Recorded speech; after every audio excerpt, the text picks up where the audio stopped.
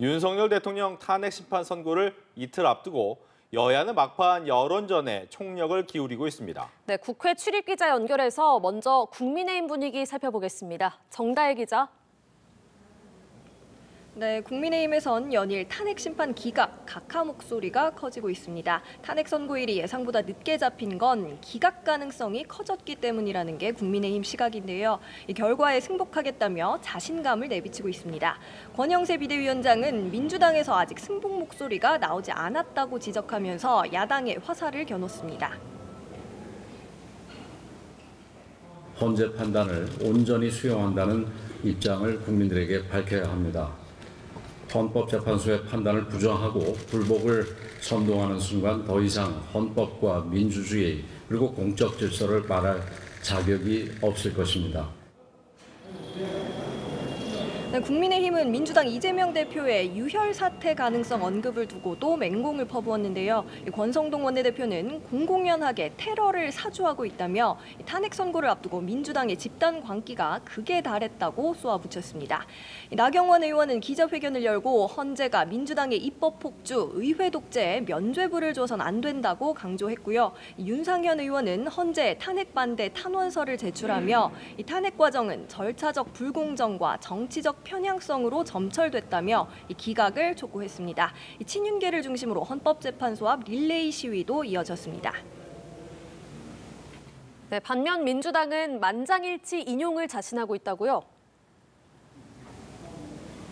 네, 민주당은 광화문 농성을 이어가며 윤 대통령 파면 촉구 여론전에 집중하고 있는데요. 윤 대통령 복귀는 없다며 만장일치로 인용될 거란 발언이 쏟아졌습니다. 이재명 대표도 오늘 현장 최고위에서 헌법재판소는 헌정 질서의 최후 보루라며 합당한 결론을 내릴 걸로 기대한다고 밝혔습니다. 헌법을 단순히 위반한 것도 아니고 위반을 넘어서서 헌법 자체를 통째로 파괴하려 한 행위, 그리고 실제 착수한 그 행위에 대해서 헌정 질서를 지키기 위한 결단이 없을 수가 있겠습니까? 네, 이재명 대표 조금 전 여당의 승복 압박에 대해서는 이 기자들과 만나서 승복은 윤석열이 하는 것이라고 맞대응했습니다.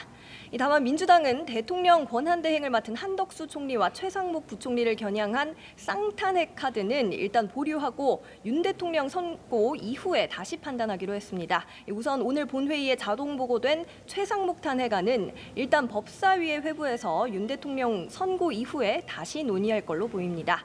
다만 두 사람을 향한 성토는 이어졌는데요. 박찬대 원내대표는 내란 수괴와 함께 헌정 파괴범들 책임도 물어야 한다며 한 총리와 최 부총리의 책임도 묵과할 수 없다고 말했습니다.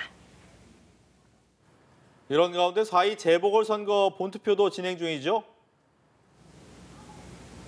네, 전국 23개 선거구에서 오전 6시부터 시작된 재보선 투표는 오후 8시까지 진행됩니다. 투표율은 오후 3시 기준 19.13%로 집계됐고요. 앞서 사전 투표율은 7.94%로 8년 만에 최저치를 기록했습니다.